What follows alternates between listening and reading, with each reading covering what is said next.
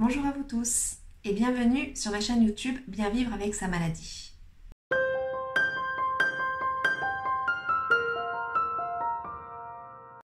Alors, le mois de juin est là, les beaux jours arrivent et avec eux l'été et l'envie de manger frais. Et en l'occurrence, très souvent, on va avoir tendance à avoir envie de manger des salades, des crudités et d'autres aliments qui ne sont pas forcément bien pour nos intestins. Surtout lorsque nous souffrons de constipation chronique.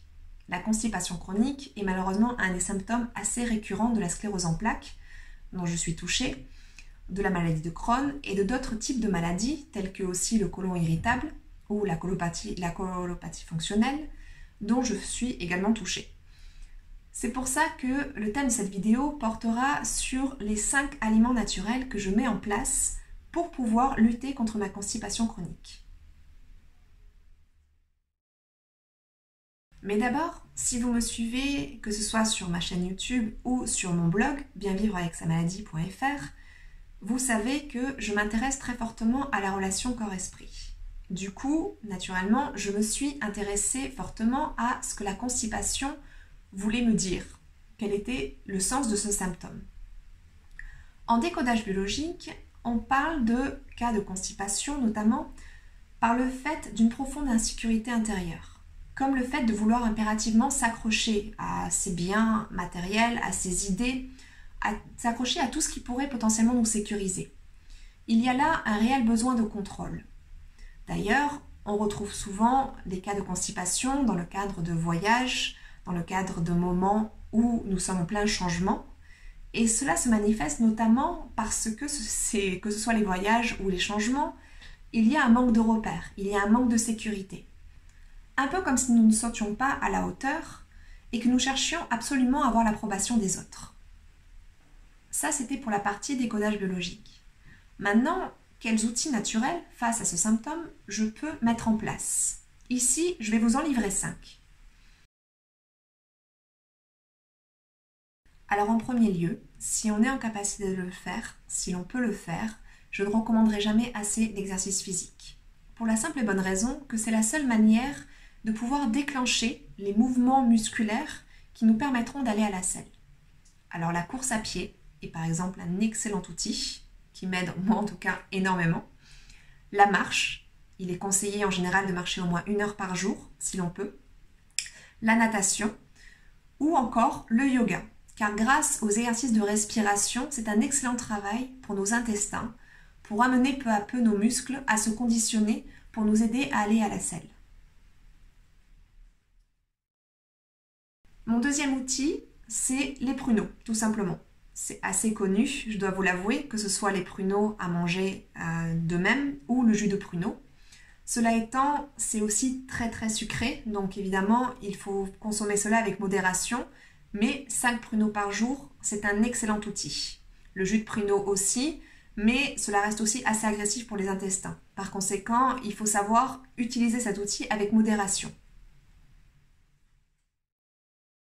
Les graines de lin broyées, en l'occurrence, c'est un outil que j'utilise depuis plus d'1 an maintenant et qui m'aide énormément. Vous prenez des graines de lin brun, impérativement brun, que vous broyez et chaque soir, je me fais mon petit mélange où je mets 1 cuillère à soupe de graines de lin broyées dans de l'eau que je laisse tremper toute la nuit et le matin au réveil, je bois la solution. En l'occurrence, pour ma part, ça fonctionne très bien. Après, il est aussi possible de rajouter des graines de lin broyées dans plusieurs de vos plats. Et sur le blog, je donne une recette qui s'appelle le miam aux fruits avec des graines de lin broyées. Et en soi, c'est absolument excellent. Non seulement il y a les graines de lin, mais en plus, il y a tout un mélange de fruits et d'autres graines, telles que les graines de courge, les graines de sésame, et puis aussi les graines de tournesol que je fais torréfier. Et c'est vraiment excellent, non seulement pour la santé, mais en plus à manger. Mon 4e outil, c'est ma toute dernière découverte et qui a été une véritable révolution pour moi. C'est le psyllium blond. Uniquement le blond d'ailleurs, à différencier du psyllium brun, qui n'a pas les mêmes vertus. Le psyllium blond a vraiment pour vocation de réguler complètement votre transit. Et il peut être parfaitement utilisé, que ce soit dans le cadre de constipation chronique ou aussi dans le cadre de l'effet inverse, c'est-à-dire les diarrhées. C'est un excellent outil qui et pousse en Inde et au Pakistan, que j'ai découvert récemment et que l'on peut trouver dans toutes les boutiques bio, telles que Naturalia, le Bio c'est bon, etc., etc. Toutes ces boutiques bio. On le trouve. L'idée, c'est aussi de prendre une cuillère à soupe dans un grand verre d'eau, on le mélange et on le boit instantanément. De préférence avant les repas, 15 minutes avant les repas. C'est d'ailleurs aussi un excellent coupe-faim quand on est dans le cadre où on souhaite un petit peu faire attention à sa faim et contrôler ce que l'on mange.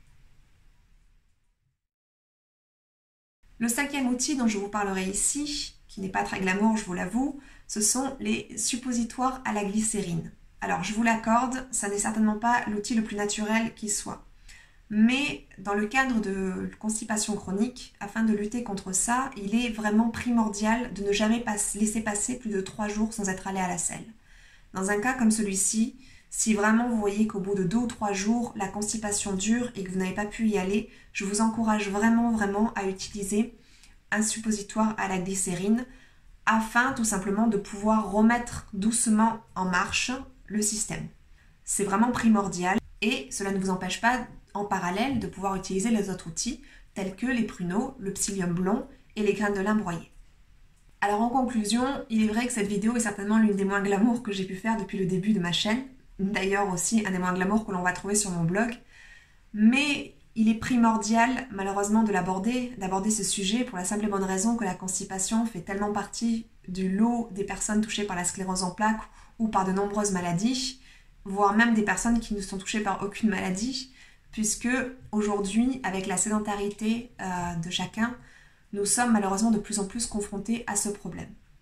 D'ailleurs, si vous êtes vous aussi touché par la constipation, si vous aussi vous êtes souvent sujet à cette problématique, et si vous avez vos propres outils, n'hésitez vraiment pas du tout à les mettre en commentaire. Ça sera un véritable partage et cela pourra aider beaucoup d'entre nous. C'est la fin de cette vidéo. Vous pouvez retrouver l'article en entier sur le blog bienvivreavecSaMaladie.fr. Vous pourrez aussi me retrouver sur ma page Facebook, Ma meilleure ennemie, Bien vivre avec sa maladie, ou pour échanger sur mon groupe Facebook, Bien vivre avec sa maladie.